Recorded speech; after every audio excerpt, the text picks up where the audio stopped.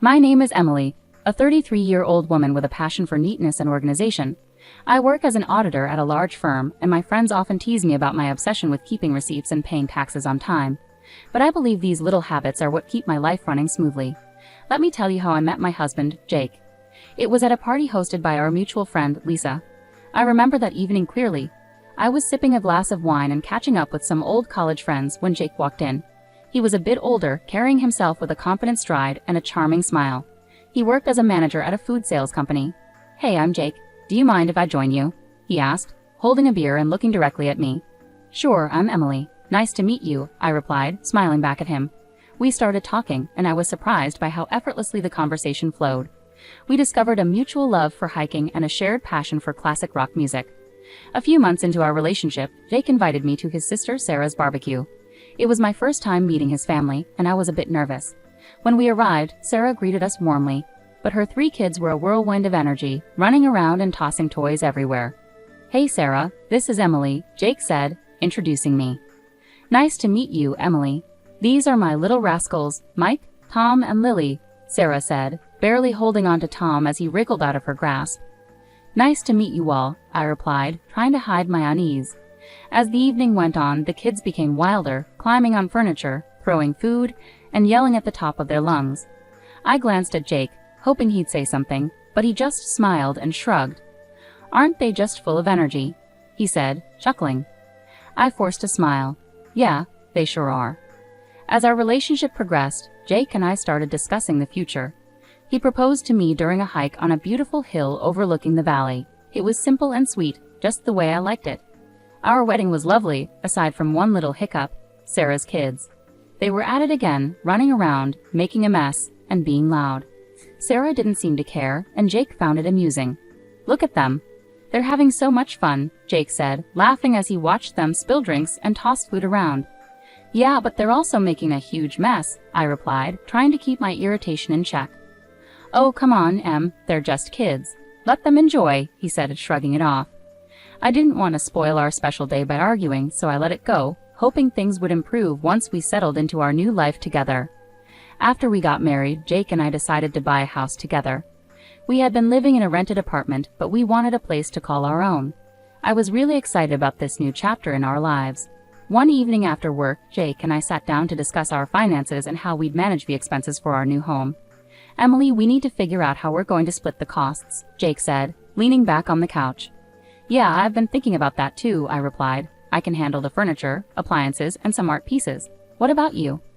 "Well, I was thinking I could buy you a new car. I know your old one is giving you trouble," Jake suggested. I was surprised and delighted. "Really? That would be amazing. My car is practically falling apart." "Yeah, I've seen it struggle. It's time you had something reliable," he said with a smile. We started house hunting right away.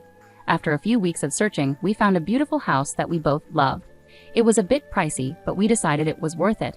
Moving in was hectic, but I was excited about decorating our new home. I spent a lot of time selecting furniture and appliances, ensuring everything was high quality and stylish. One Saturday, Jake surprised me with a new car. It was a sleek, shiny sedan, and I was thrilled. "Jake, this is incredible. Thank you so much," I exclaimed, hugging him tightly. "You're welcome, Emily. You deserve it," he said, looking proud of himself. As we settled into our new home, everything seemed to be going well. We both enjoyed our jobs and loved coming back to our cozy house. But as time passed, little things started to bother me. Jake's laid-back attitude, which I once found charming, began to get on my nerves, especially when it came to household chores. "Jake, can you help me with the dishes tonight?" I asked one evening after dinner.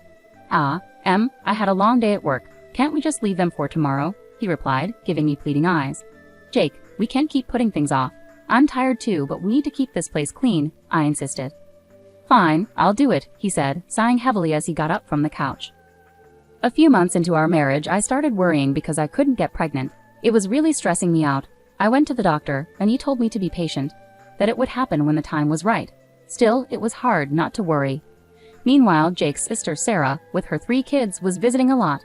Sarah lived in a neighboring state, but you'd think she lived next door with how often she was around. Every time she came over, she'd unload all her problems with her husband on me. It was nonstop. During dinner, while we were trying to relax, she'd be at it, talking about her issues. "Emily, you won't believe what John did this time," Sarah would start, rolling her eyes. "Sarah, can we talk about something else for once?" I'd ask, trying to steer the conversation away from her marital drama. "Oh, come on, Emily, I need to vent." "You're the only one who understands," she'd reply, not getting the hint at all. And her kids? They were a nightmare. As soon as they stepped into our house, it was like a circus. They'd run around, fight with each other, throw food, and just be loud. After a long week at work, all I wanted was some peace and quiet, but that was impossible with those kids around. "Guys, can you calm down, please?" I'd say, trying to keep my cool as they tore through the living room. "Why are you always so uptight, Emily?" Sarah would snap at me whenever I tried to get her kids to behave. "They're making a mess, Sarah. I just cleaned the house," I'd respond, feeling my patience wearing thin. "Well, maybe if you had your own kids, you'd understand," she shot back one day, her words hitting me like a punch in the gut. I was stunned by how insensitive she was, especially knowing how much I was struggling with getting pregnant. It felt like a slap in the face, and I couldn't believe Jake didn't say anything to defend me.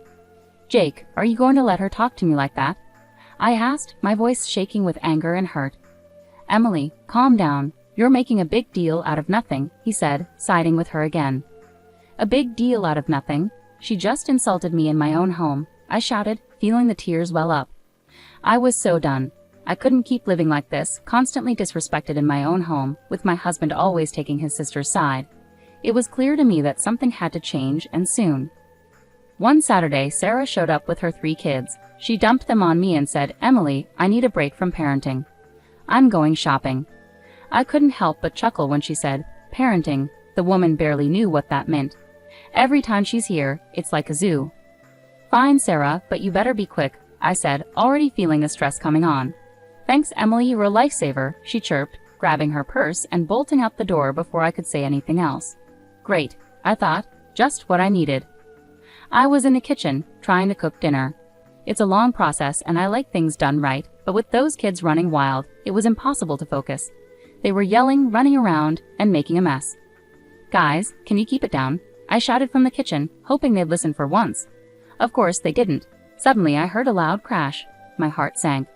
I ran into the living room, and there it was, my grandfather's antique Chinese vase, shattered on the floor.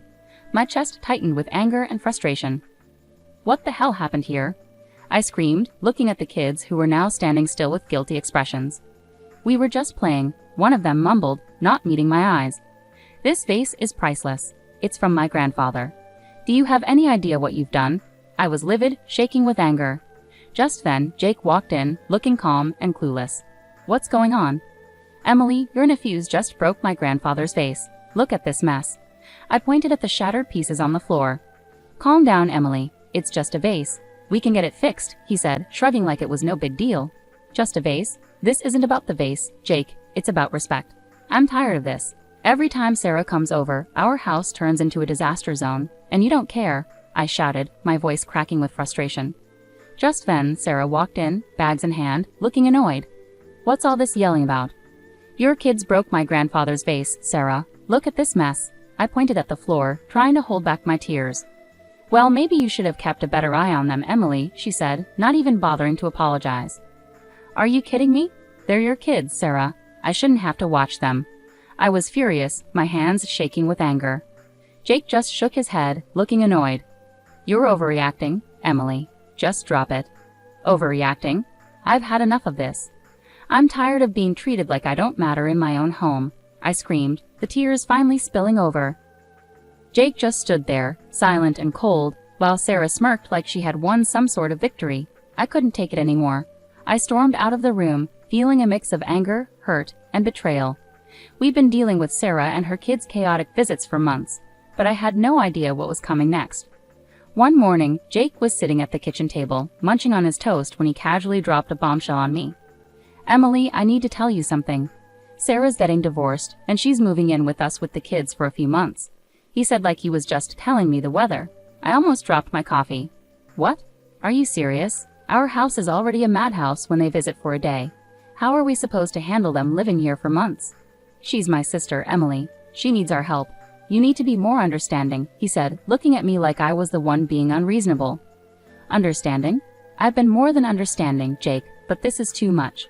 Why can't we rent a place for her nearby? I'll even pay for the first month's rent," I suggested, trying to keep my cool. "No, she'll be better off here. Plus, you can help with the kids and keep things clean," he said like it was the most obvious thing in the world. I'm not a babysitter, Jake. I work too and I need to relax when I get home, I said, my frustration boiling over.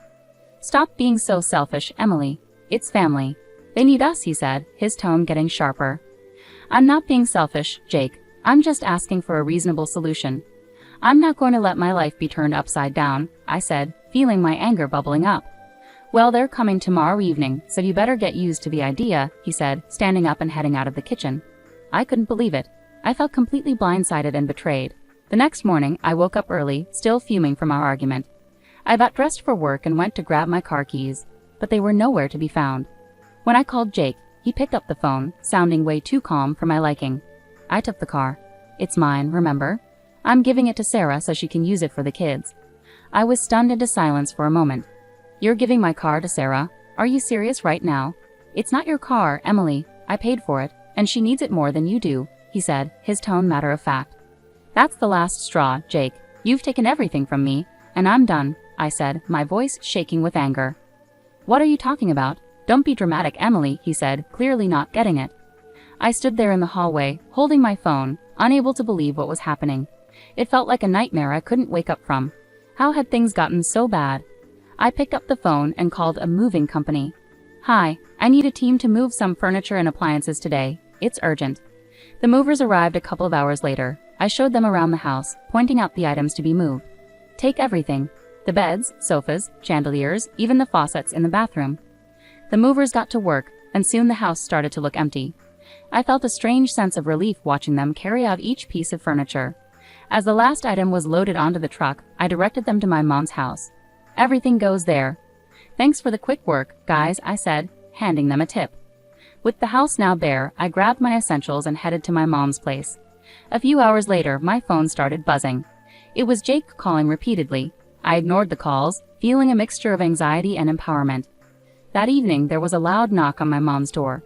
I opened it to find Jake standing there, looking furious. What the hell, Emily? What did you do? He shouted as he stormed into the living room. I took my stuff, Jake. You took the car, so I took what I bought, I said, keeping my voice calm. This is insane. You stripped the house bare. Where are Sarah and the kids supposed to sleep? He yelled, his face red with anger. That's your problem, Jake. You made this mess, now you deal with it, I replied, crossing my arms. You're a thief, Emily. You stole everything. He shouted, waving his arms around. I didn't steal anything. Here are the receipts, I said, pulling out a folder and showing him the proof of purchase for all the furniture and appliances. He looked through the receipts, his anger shifting to frustration. Fine, Emily, if this is how you want to play it. I'll file for divorce, Jake said. I took a deep breath and handed him a stack of papers. Already done. Here are the divorce papers. Sign them, and we're done. He stared at the papers, his face pale. You're really serious about this, aren't you? Dead serious, Jake. I deserve better than this, I said, feeling a strange sense of calm wash over me. He took a pen from his pocket, signed the papers without another word, and handed them back to me. Fine, Emily, have it your way. I watched as he turned and walked out of my mom's house, the door slamming behind him. I stood there for a moment, feeling a mixture of relief and sadness. It was over, and I knew it was the right decision. That night, I sat down with my mom and talked about everything that had happened. She was supportive and agreed that I had made the right choice. Emily, you've been through a lot. It's time you focused on yourself and your happiness, she said, giving me a comforting hug. Thanks, Mom. I just need some time to figure things out, I replied, feeling a weight lifted off my shoulders. Over the next few days, I started to settle into a new routine. I began organizing my new space at my mom's house and planning my next steps. It was a fresh start, and for the first time in a long time, I felt hopeful about the future. I knew the road ahead wouldn't be easy, but I was ready to face it head-on. I had reclaimed my life, and there was no turning back. After divorcing Jake, we sold our house and split the money. I decided it was time to really set up my new place. My mom's house was great for a bit, but I needed my own space. One afternoon, I was sitting in the kitchen with my mom, scrolling through listings on my laptop. Mom, I think I found a place that looks perfect. It's a small apartment downtown, close to work, I said, showing her the pictures. She looked over my shoulder and smiled. That looks nice, Emily. Have you called the realtor yet? Not yet, but I'm going to do that right now, I said, feeling a bit excited. I dialed the number and waited for the realtor to pick up. After a few rings, a friendly voice answered. Hello, this is Mark. How can I help you? Hi Mark, my name is Emily. I'm interested in the apartment you have listed downtown. Is it still available? I asked, crossing my fingers. Yes, it's still available. Would you like to schedule a viewing? He replied, sounding hopeful. Absolutely. How about tomorrow afternoon? I suggested, trying to sound calm. That works for me. I'll see you at 3:00 p.m., Mark said before we ended the call. The next day I headed downtown to meet Mark and check out the apartment. When I arrived, he was waiting outside the building, a friendly smile on his face. Hi Emily, nice to meet you. Let me show you around, he said, shaking my hand. The apartment was small but cozy, just what I needed. It had a nice kitchen, a spacious living room, and a small balcony with a decent view of the city. This place is perfect, Mark. I'll take it, I said, feeling a sense of relief. After signing the mortgage agreement and getting the keys, I started planning my move. I wanted to make this new space my own, a fresh start. I spent the next few days packing up my things at my mom's house and arranging for movers to help me with the big stuff. On moving day, my mom and a couple of close friends came over to help. As we loaded the last box into the moving truck, I felt a mix of excitement and nervousness about this new chapter in my life. Emily, this is going to be great for you. A fresh start is just what you need, my mom said, giving me a reassuring hug. Thanks, Mom. I'm really looking forward to it, I replied, smiling. We drove to my new apartment, and with everyone's help, we had everything unloaded and set up in no time. As I looked around my new place, I felt a sense of accomplishment and peace. It was the beginning of a new chapter, and I was ready for it. That evening, I invited my mom and friends to stay for dinner to celebrate the move. We ordered pizza and sat on the floor, surrounded by boxes and laughter. Cheers to Emily and her new place, my friend Lisa said, raising her glass of soda. Thanks, guys. I really appreciate all your help and support, I said, feeling grateful. As the night went on, we talked and laughed, and for the first time in a long time, I felt truly happy and free. After the party, as I sat on my balcony looking out at the city lights, I thought about everything I had been through and how far I had come. I was proud of myself for taking control of my life and making the changes I needed. I heard from some mutual friends that Jake used his share of the money to buy a small apartment. Now he's living there with Sarah and her 3 kids. Jake's working 2 jobs to keep up with the bills, while Sarah still isn't working. They're fighting all the time. One day, out of the blue, Jake called me. I was surprised to see his name pop up on my phone, but I decided to answer, curious about what he had to say. Hello, Jake. What's up? I answered, trying to keep my voice neutral. Emily, please just hear me out, he started, sounding desperate. I know I messed up. I'm so sorry for everything. I didn't realize how hard it was for you with Sarah's kids. I couldn't help but laugh a little. Really, Jake? You're realizing this now, after all this time? Yeah, I know it's late, but I'm serious. I've been thinking a lot, and I miss you. I miss us. Can we start over? I'm ready to move into your apartment and make things right, he said, his voice almost pleading. I chuckled, shaking my head in disbelief. Jake, you've got to be kidding me. You think you can just waltz back into my life like nothing happened? Emily, I'm serious. I'll do whatever it takes. I'll even take on more work to make it up to you, he said, sounding more desperate. Jake, I've moved on. I'm happy now. I'm not looking to go back to that mess, I replied firmly.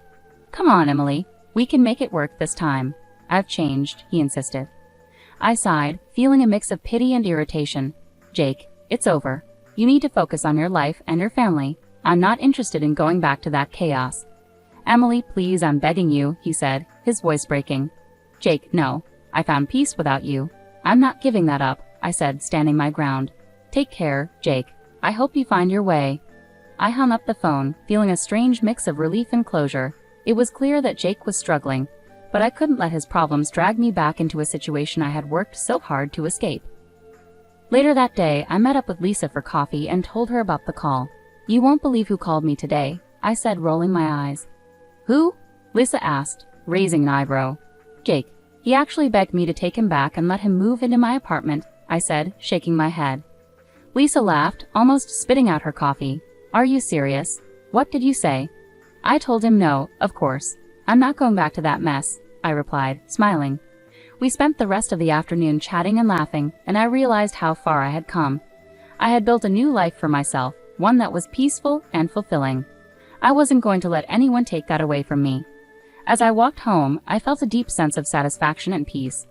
I had finally closed the chapter on that part of my life, and I was ready to move forward with confidence and joy.